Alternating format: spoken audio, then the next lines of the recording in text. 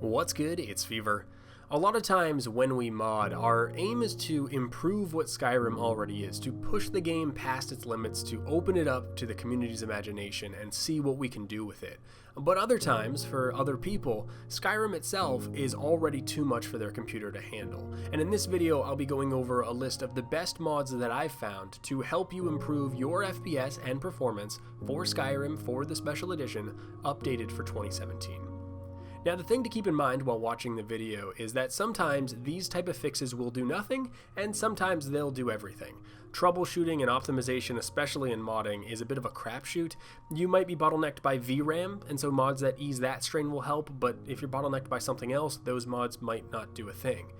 To start off with, we're just going to list some texture options, easily one of the biggest draws on low-end computers that tend to be bottlenecked by their graphics cards, and I have a few recommendations here.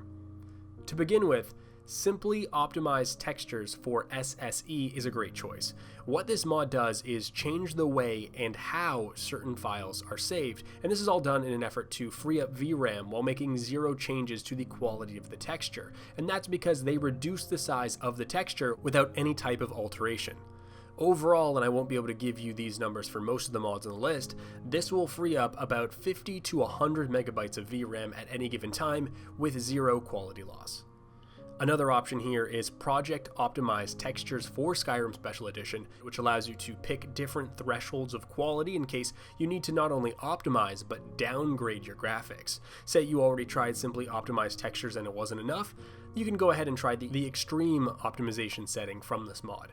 This mod, even at base level, should have a larger impact than the prior mod because it takes steps to actually alter textures by compressing them down and downscaling to save sometimes close to 90% the size of a texture, sometimes a little bit less, with results ranging from I can't tell the difference to just slight variances. And of course, the mod has the extreme optimization settings where you can clearly see a downgrade, but if you are downgrading, you're going to expect that, and this might just make the game more playable to begin with.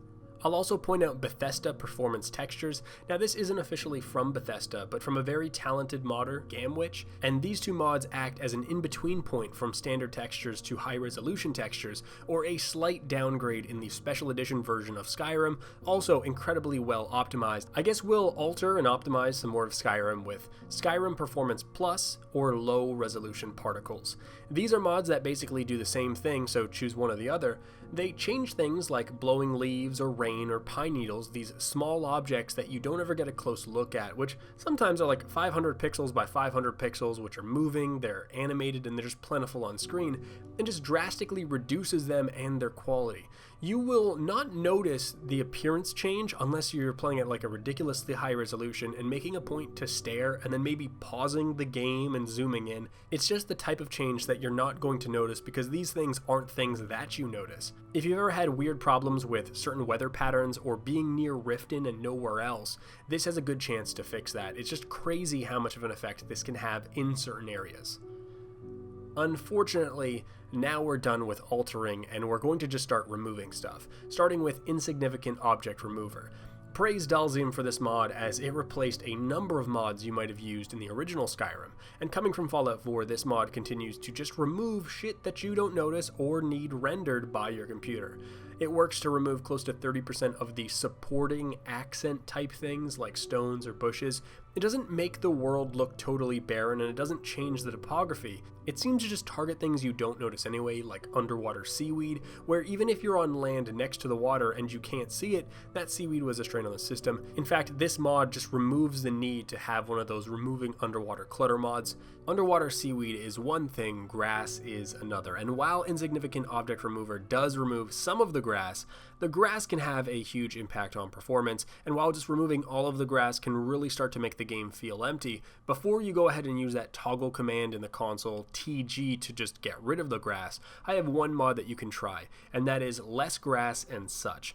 And this seems to take maybe 50 to 60% of the grass out of the game, and it can work in tandem with Insignificant Object Remover, and if that fails, you could even learn to muck in the INIs before just typing in TG in the console commands. This next mod remove clouds might seem like a bit of overkill here because like clouds should probably be there, they're clouds.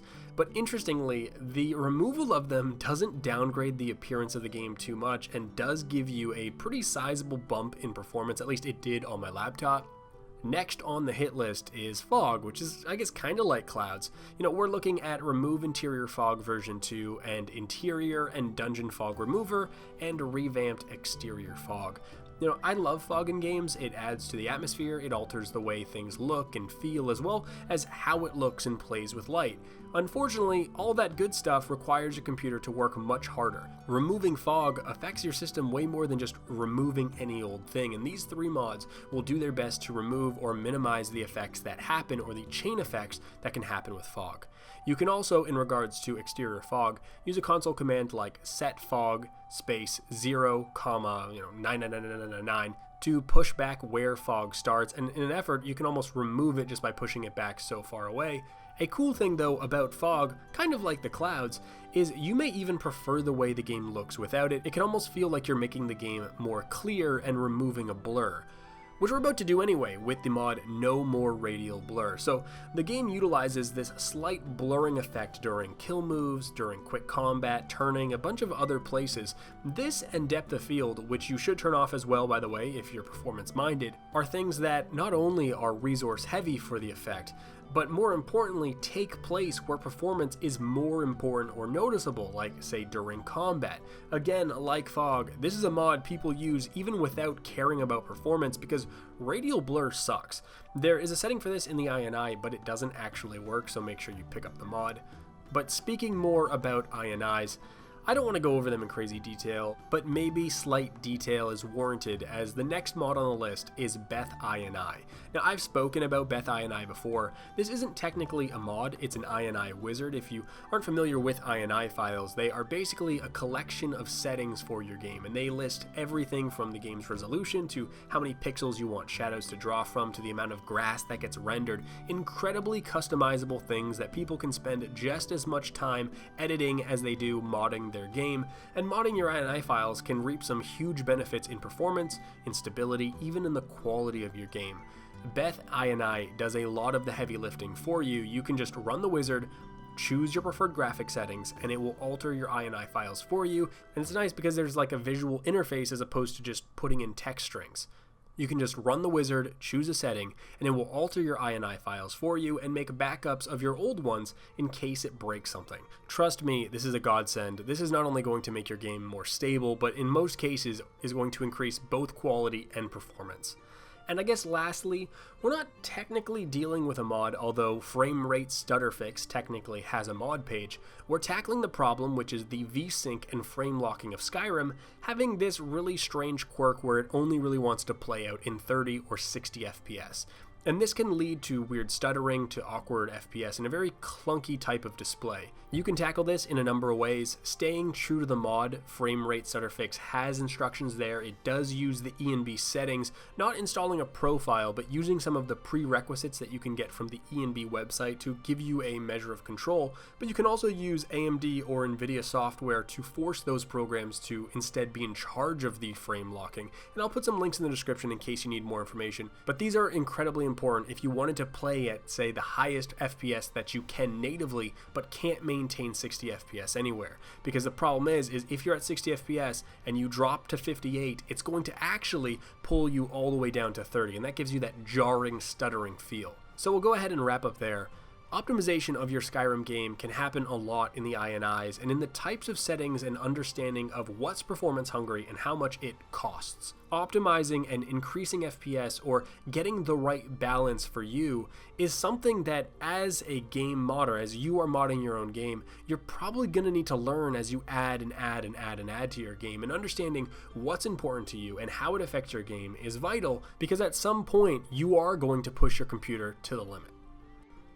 That's going to do it for me. Until next time, this is Fevir. Peace.